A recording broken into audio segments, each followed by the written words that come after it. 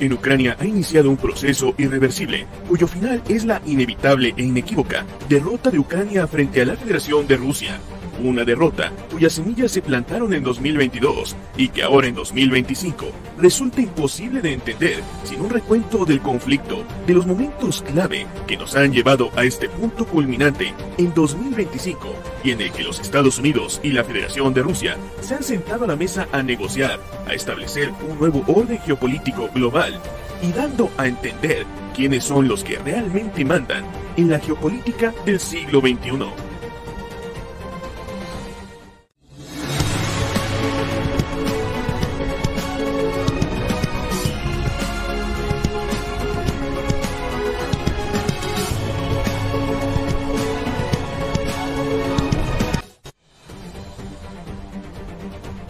La derrota de Ucrania es algo que ya estaba asegurado desde hace 3 años, e incluso podríamos asegurar que Ucrania ya había perdido la guerra desde el primer disparo, el día 24 de febrero de 2022, tan pronto como Vladimir Putin ordenó a las tropas rusas invadir Ucrania.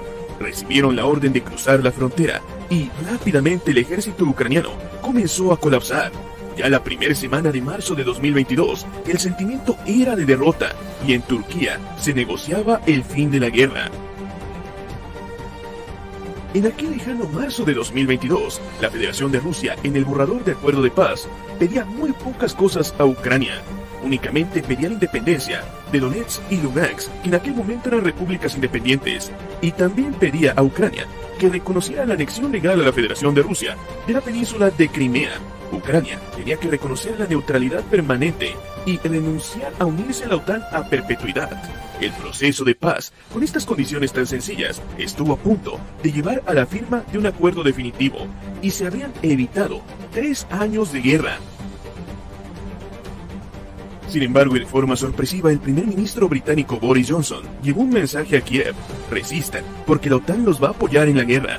E inició un flujo de ayuda militar hacia Ucrania, llevando desde los famosos ATGM Javelin, los Manpad Stinger, los drones Bayraktar, tanques y blindados de diseño soviético, artillería, asesores militares y un sinfín de armas que seguirían fluyendo por los siguientes 3 años, muchas de ellas ahora expuestas en el Parque Patriot de Moscú. Sin embargo, la ayuda militar de la OTAN no comenzó a fluir en marzo de 2022, sino que de hecho, ya desde 2014, la OTAN habría estado entrenando y armando a los ucranianos para este momento, y 8 años de esfuerzo no se iban a perder en 2 semanas, y decidieron apostarlo todo. Rearmarían al ejército ucraniano, y para finales de 2022 planeaban expulsar a los rusos con un ejército ucraniano rearmado. Se plantaban las semillas de las contraofensivas ucranianas, y el objetivo era colapsar a las fuerzas rusas, llevando a la Federación de Rusia a una guerra de desgaste contra toda la OTAN. Mientras todo esto ocurría, Kiev y los estados europeos fingieron que firmarían el acuerdo de paz con Rusia, a cambio de la garantía de que los rusos se retiraran de Kiev y de Chernígov, y esto resultaría ser un engaño, pues tan pronto los rusos se retiraron, el acuerdo de paz fue desechado, y Kiev reclamó esto como su primer victoria militar en la guerra. Desde entonces, Vladimir Putin juraría que nunca volvería a negociar con los estados europeos y con Zelensky. Y hasta febrero de 2025, la promesa sigue en pie, pues Europa y Zelensky ahora exigen un asiento en las negociaciones a las que no han sido invitados. Lo que sucedió después es bien conocido.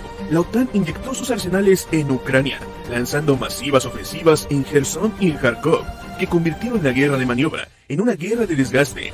Y los rusos rápidamente replegaron sus fuerzas, entendieron el movimiento de la OTAN e iniciaron el juego de la guerra del desgaste. Ucrania, a finales de 2022, recuperó parte de Gerson y de Kharkov, pero perdió a sus ejércitos rearmados, mientras que Rusia inició una campaña de bombardeos masivos sobre Ucrania. Se dio una gran escalada en aquel momento, y desde entonces nadie hablaba de paz, hablaba de expulsar a los rusos de Ucrania, y los rusos hablaban de guerra.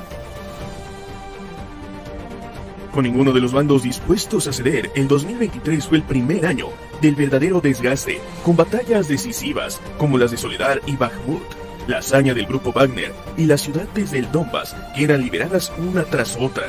Ucrania perdió grandes ejércitos en las batallas y por primera vez surgieron dudas dentro de la OTAN acerca de si podrían derrotar a Rusia en una guerra de desgaste. Pero si la primera mitad de 2023 planteó dudas para la OTAN, la segunda mitad del año se vio marcada por la ofensiva de Zaporilla, la famosa Operación Azov, los Game Changers, los tanques y blindados maravillosos, los Leopard 2, los M1 Abrams, los Challengers, los CB-90, los Marder y todos esos sistemas de armas que supuestamente expulsarían a los rusos de Ucrania. Sin embargo, la ofensiva de Zaporilla ni siquiera logró atravesar la primera línea defensiva de la línea Surovikin, pero le costó a Ucrania otro ejército y aproximadamente 90.000 ucranianos perecieron. La OTAN se dio cuenta de que no sería tan fácil derrotar a Rusia. Y para finales de 2023, se volvió evidente que el ejército ruso no sería destruido en Ucrania, y Rusia no colapsaría fácilmente. La andanada de sanciones económicas lanzadas desde el día 1 de la guerra no había debilitado a Rusia, y de hecho, su economía e industria seguían resilientes. En Zaporilla se volvió evidente que la guerra de desgaste que la OTAN había iniciado contra Rusia en 2022 no era en detrimento de Rusia, sino de la propia OTAN, ya que Rusia producía cada vez más armas y lo hacía cada vez más rápido. Fue a finales de 2023 que las dudas se confirmaron y se convirtieron en un temor dentro de la OTAN, pues no había una forma rápida de derrotar a los rusos, al menos no por la vía militar. El 2024 fue un año a la deriva para Ucrania, donde se intentó de todo, pero la pérdida de Avdiivka, Vuhledar y otros bastiones en el Donbass, así como una sucesión de derrotas dolorosas y una implacable guerra de desgaste rusa, en la que ahora Ucrania y la OTAN eran las víctimas, convenció a muchos de que no se podía ganar la guerra contra Rusia. La ofensiva de Kursk fue el último intento de Ucrania de tratar de voltear la dinámica del conflicto, pero se convirtió en un sangriento punto muerto y los rusos avanzaban cada vez más rápido en el Donbass. Kiev de nuevo estaba enfilándose a la derrota. Y lo peor de todo es que la OTAN ya no podía aumentar su apoyo.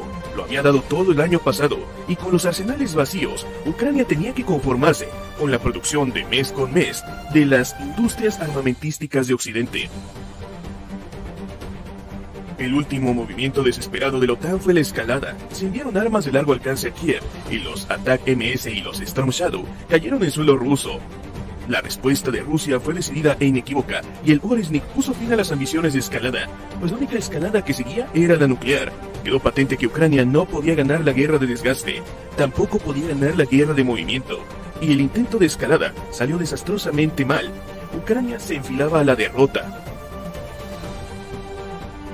Y es por ello que con la llegada de Donald Trump en 2025, solo se trae algo de cordura a una estrategia que nunca tuvo sentido, y finalmente se admite lo evidente. Ucrania por sí sola no puede ganar la guerra, y en 3 años de esfuerzo combinado de Ucrania, los Estados Unidos y aproximadamente otras 50 naciones, entre ellos sus aliados de la OTAN, no lograron derrotar a Rusia por la vía militar, y tampoco lograrían derrotarla en el futuro. Simplemente era necio tratar de continuar con la guerra. El propio presidente de los Estados Unidos, Donald Trump, admite que Ucrania perdió 700.000 soldados en los combates, sin siquiera contar a los heridos y desaparecidos. Asimismo, los arsenales de la OTAN se han consumido y Rusia, lejos de debilitarse, parece cada día más fuerte. Pasaron muchas cosas en 3 años, y ciertamente, los acuerdos para lograr la paz también cambiaron. Recordemos que en marzo de 2022 Rusia solo pedía a Ucrania los oblasts de Donetsk, Lugansk y Crimea, mientras que Ucrania debía de renunciar permanentemente a la OTAN y reducir su ejército, y así se habría evitado 3 años de combates. Sin embargo, en 2025, 3 años después, Ucrania deberá de renunciar a Donetsk, Lugansk, Crimea, Zaporilla y Gerson, mientras que los rusos también están exigiendo Kharkov, Nikolaev, Dnipropetrovsk y Odessa para poner un fin definitivo a la guerra. De igual forma, Ucrania tendrá que renunciar permanentemente a la OTAN y su ejército se verá reducido, pues su seguridad dependerá de otros estados. Por si fuera poco, ahora Ucrania no solo le debe de cumplir las exigencias a la Federación de Rusia, sino que Donald Trump, representando a los Estados Unidos, quiere recuperar su inversión. Exige un pago por $500.000 millones, equivalente a lo que Estados Unidos ha invertido en Ucrania desde 2014. Y es que ahora resulta evidente que tras 3 años de conflicto, Vladimir Putin y Rusia en general obtendrán mucho más de lo que se plantearon inicialmente en 2022, y la victoria se extiende mucho más allá de las fronteras de Ucrania. Estados Unidos plantea una retirada de Europa, la OTAN ha quedado muy tocada y los arsenales europeos están en mínimos históricos.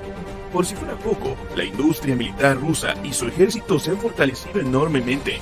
Y si bien las condiciones finales que llevarán al final de este conflicto aún son inciertas, lo único seguro es que Ucrania ya perdió la guerra y Rusia obtuvo una victoria mucho más definitiva y un mejor acuerdo que el que habría obtenido en marzo de 2022, durante las negociaciones de paz que la propia OTAN saboteó porque creyeron que podrían derrotar a Rusia, y ahora es evidente que eso no fue posible.